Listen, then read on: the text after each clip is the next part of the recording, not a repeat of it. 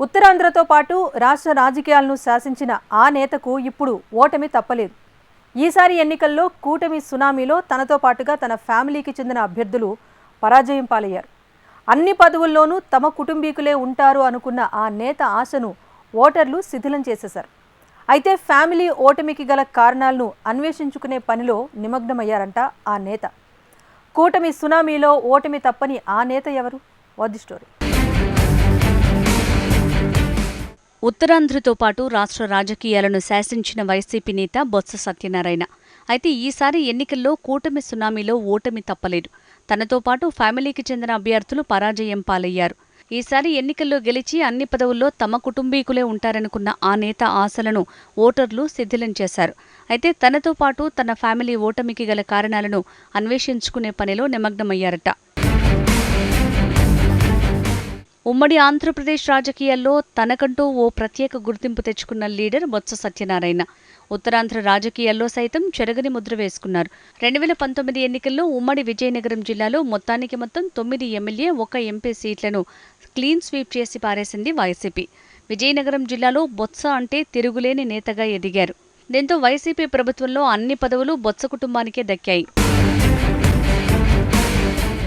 చీపురుపల్లిలో YCP అభ్యర్థిగా పోటీ చేసిన బొత్స సత్యనారాయణ, విశాఖ ఎంపీ టికెట్టుపై పోటీ చేసిన బొత్స సతీమణి ఝాన్సీ లక్ష్మి, గజపతి నగరం నుంచి పోటీ చేసిన బొత్స అప్పల నరసయ్య, నెల్లిమర్ల నుంచి పోటీ చేసిన బడ్డుకొండ అప్పలనాయుడు, విజయనగరం ఎంపీగా పోటీ చేసిన బెల్లాన చంద్రశేఖర్, ఇలా వీరంతా బొత్స కుటుంబీకులే.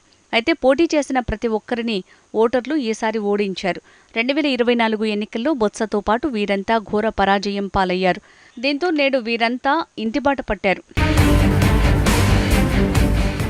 ఇదిలో ఉండగా చీపురుపల్లిలో కొనసాగిన బొత్స సత్యనారాయణ హవాకు ఈసారి ఎన్నికల్లో బ్రేకులు పడ్డాయి.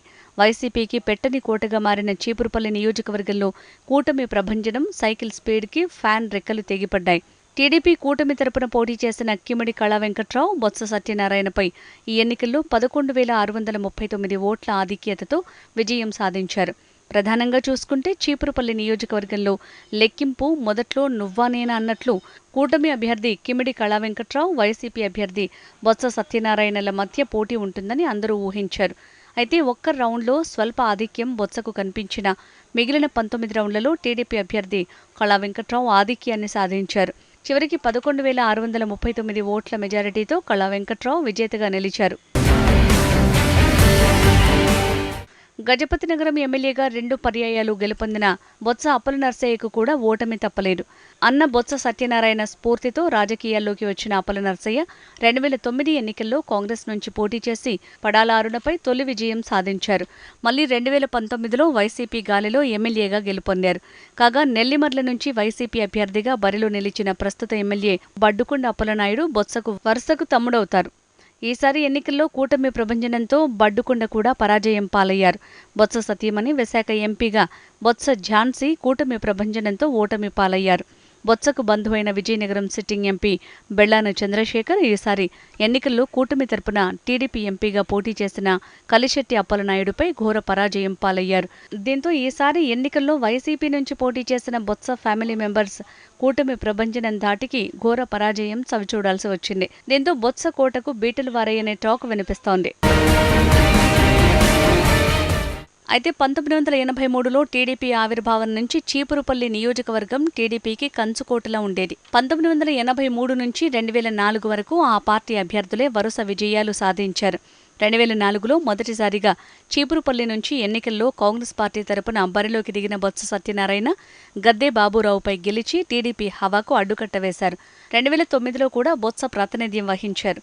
2014 ఎన్నికల్లో టీడీపీ విజయం సాధించగా 2019లో జరిగిన ఎన్నికల్లో వైసీపీ నుంచి పోటీకి దిగిన బొత్స సత్యనారాయణ చీపురుపల్లి నియోజకవర్గాన్ని తిరిగి వైసీపీ ఖాతాలో చేర్చారు.